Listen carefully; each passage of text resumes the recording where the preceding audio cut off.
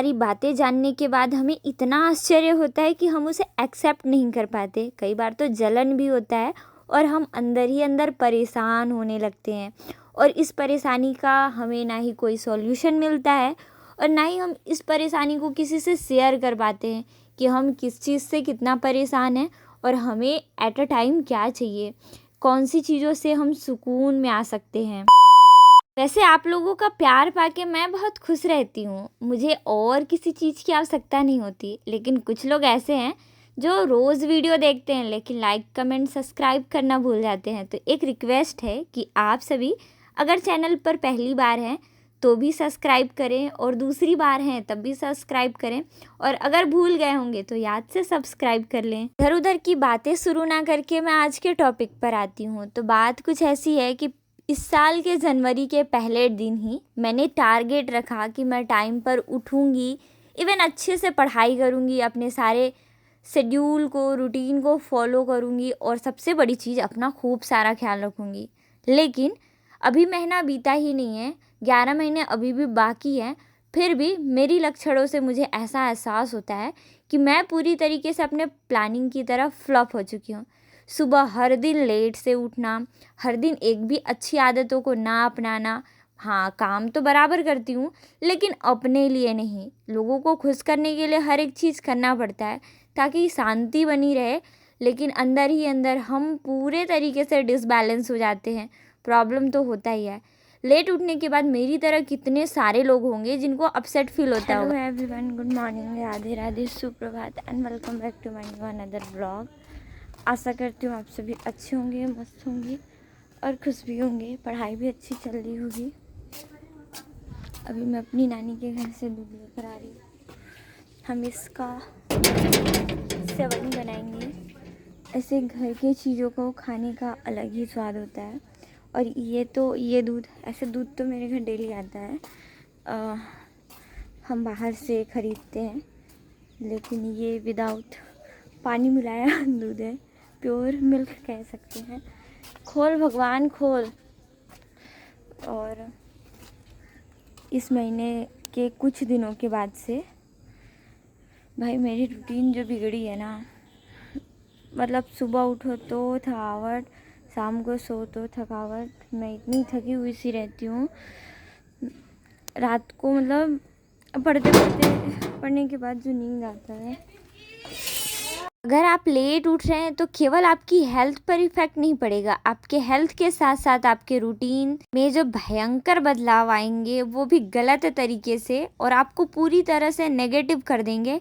इसका सॉल्यूशन कोई भी बाहर वाला नहीं दे पाएगा।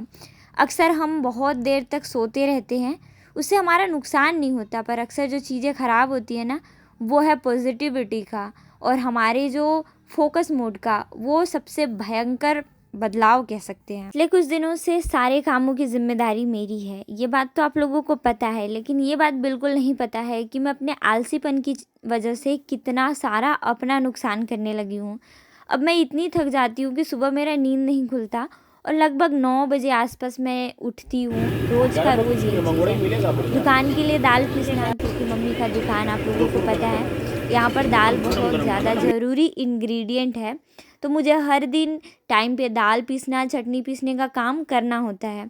अब इस चीज़ में मुझे कोई और सपोर्ट नहीं करता, लेकिन नानी अभी साथ में रहती हैं, पर किसी किसी दिन अगर वो चली गई तो हालत और ख़राब हो जाती है। कुछ काम तो मैं रिकॉर्ड कर लेती हूँ, पर बहुत सारे ऐसे काम हैं जिनको मैं रिकॉर्ड नहीं कर पाती। हाथ टूट गया है और इसी वजह से, अरे इसको साइकिल खरीद के नहीं देते हैं। अब ये बड़ा सा साइकिल चला रहा है, आज तक मेरे को साइकिल चलाने नहीं आया है। इसको तुम खेलने मत बुलाना ना, नहीं बुलाते हम। मारना जाएगा तो पटक पटक मारना। बच्चे लोग हैं ना, सब यहाँ पर आ जा। नहीं नहीं, अगर ये तुम लोग के साथ जाएगा ना तो बहुत मारना है। देख जा रहा है, नहीं जा, नहीं जाना है। और ये अपनी जिद में चला गया, मेरा और नानी का बात ठुकरा कर। वैसे अभी इसके नए नए दोस्त बने हैं, जिसकी वजह से ये हमेशा खेलने भाग जाता है। अब जनरली घर पर कोई एक काम करने भिड़ो तो पूरा पूरा टाइम चला जाता है, और ऐसे ही मेरा 1 डेढ़ बज जाता है।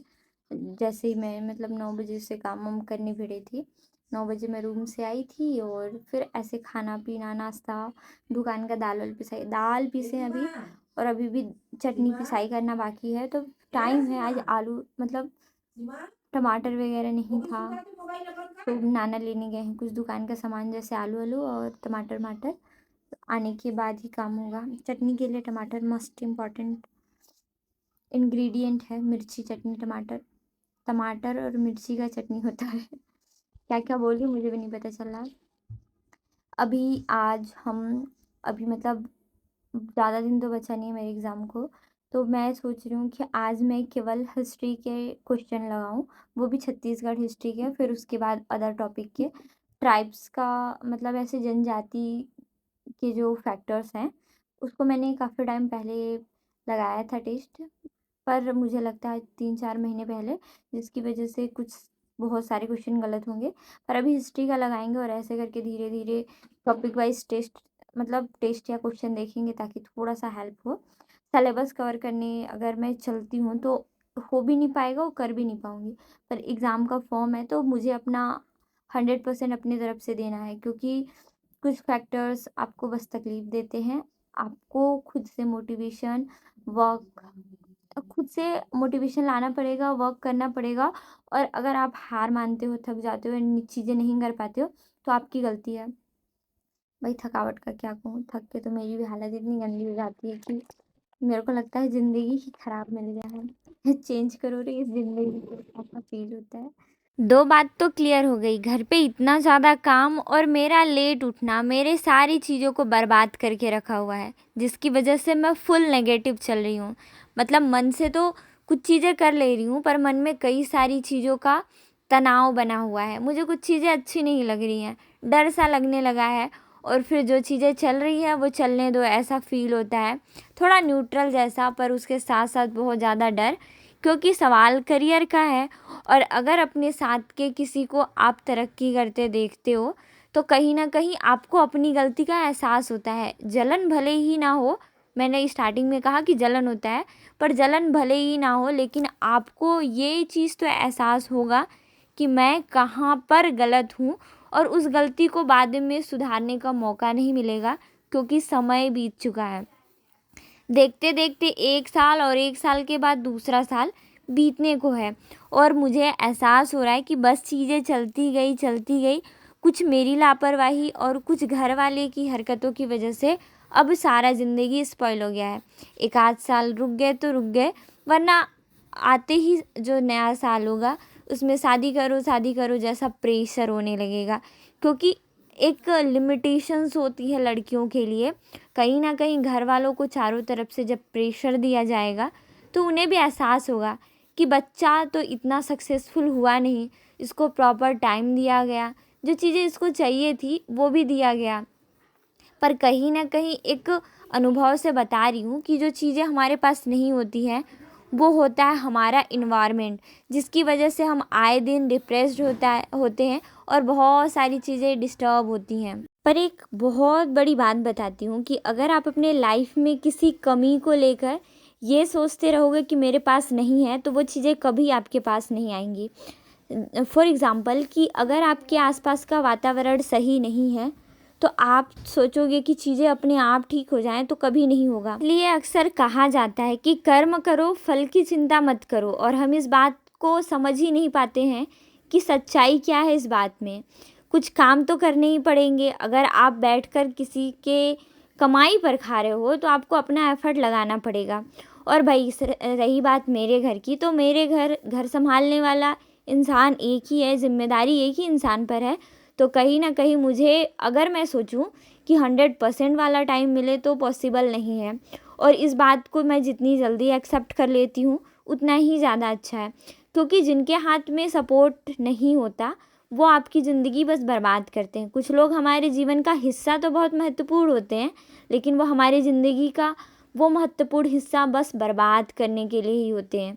अभी ये बात शायद हर कोई रिलेट ना कर पाए, पर ये बात वो लोग रिलेट करेंगे जिनके लाइफ में कोई हो और वो ज़िंदगी केवल बर्बाद कर रहा हो। ना ही हम उसे अपनी ज़िंदगी से निकाल पाते हैं, और ना ही हम उनके साथ ज़िंदगी जी पाते हैं। सो जो भी चीज़ें हों, इग्नोर करो ये भी बात। मैं शाम को आधा काम करती हूँ जो कि शाम का होता है, और सुबह जो काम होता है उसको करती हूँ। पर दोपहर को एवरेज मुझे लगभग 2 से 3 घंटा ही मिलता है पढ़ने के लिए, और इसी में मुझे एडिटिंग भी करना पड़ता है। किसी ने कमेंट किया था 18 से 20 मिनट की वीडियो आप बनाते हो, लगभग 2-3 घंटा तो आराम से चला ही जाता होगा। नहीं, वीडियो एडिटिंग करने में मुझे 1 घंटा, और थोड़ा क्रिएटिविटी अगर चीज़ें चल रही है तो 1 घंटा 1.5 घंटा जैसी चीज़ें लगती है, उससे ज़्यादा समय नहीं लगता। मेरे पास ये नहीं है, मेरे पास वो नहीं है, मुझे कोई सपोर्ट नहीं कर रहा, मेरे साथ कोई नहीं है, मेरे हक में कुछ नहीं है, या फिर मैं बहुत सारी चीज़ों को लेकर परेशान हूँ, ऐसे ख्याल आपको आएंगे। आपके पास कुछ नहीं भी होगा तब भी आपको चीज़ें महसूस होंगी कि आपके पास कुछ नहीं है, और सब कुछ होगा फिर भी आपको कुछ ना कुछ बहाना रहेगा कि ये प्रॉब्लम है जिसकी वजह से मैं फोकस नहीं हूँ। पर सबसे बड़ी चीज़ बताती हूँ, परेशानी सबके पास है, थोड़ा परेशानी से हटके कर्म करो, और जो चीज़ें हैं उसे सुधारने की कोशिश करो।